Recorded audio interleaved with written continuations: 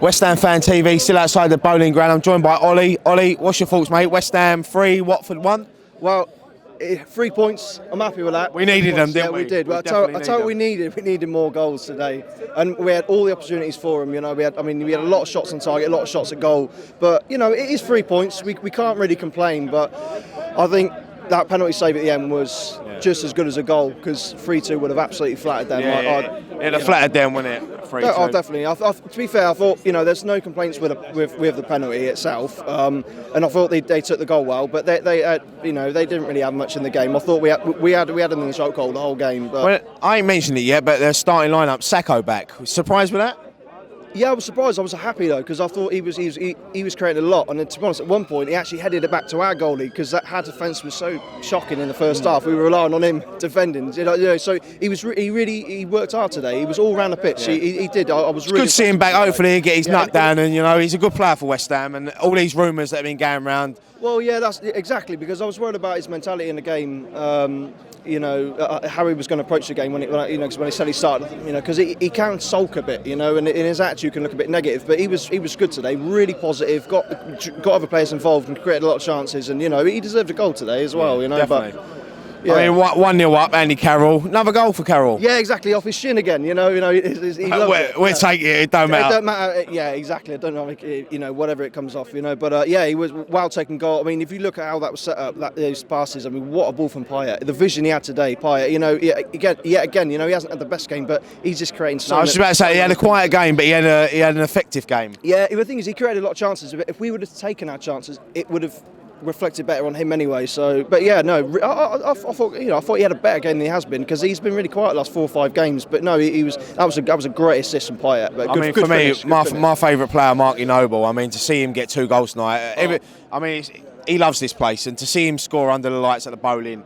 Listen, mate, this is my last game at Upton Park, and I could have cried when that second one went in. I mean, I was behind the goal of the first one, but you never doubt him, do you? I know he missed a penalty, it's a Spurs at the start of last season, but I just never doubt him when, whenever he steps up for a penalty. Now, to get 2, it'd be lovely if he would have got a hat-trick. I mean, they got that one back at the end, consolation, but then they had that penalty right at the end, and I thought, Jesus, typical West Ham, innit? Yeah, edge of the seat stuff. Yeah, it is. Well, I mean, I just want to say, I mean, I thought Lanzini's chance to make it 3-0. That really, we should have been 3-0 up in the first half.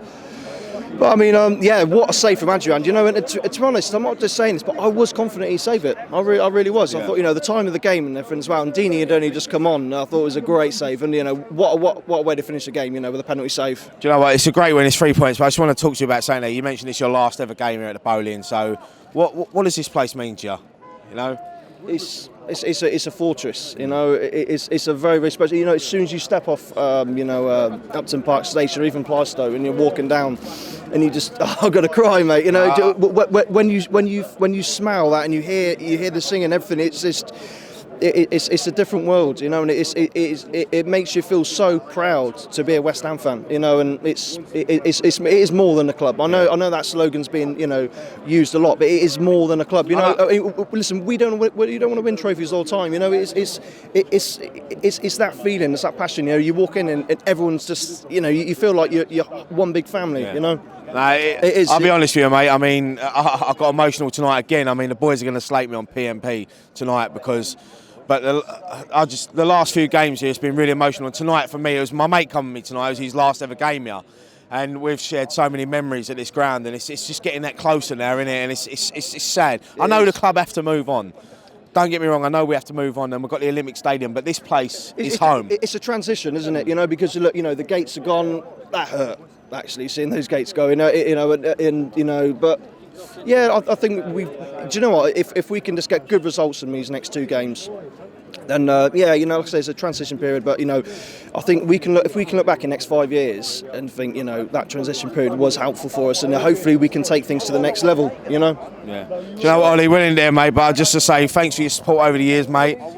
Says you're like good, overly seated Olympic Stadium, mate. Take care. Listen, one more thing. I've been following you boys all season, and it's been an absolute pleasure. Cheers, post-match pint, it's always good. Last week really helped me because we were all heartbroken. Yeah. After the Man United game. That's because I hosted it, not Nicky. Yeah, exactly. Scott laughing. No, mate, honestly, it's good to see you, mate. Take care. Cheers, mate. Come on, you Irons.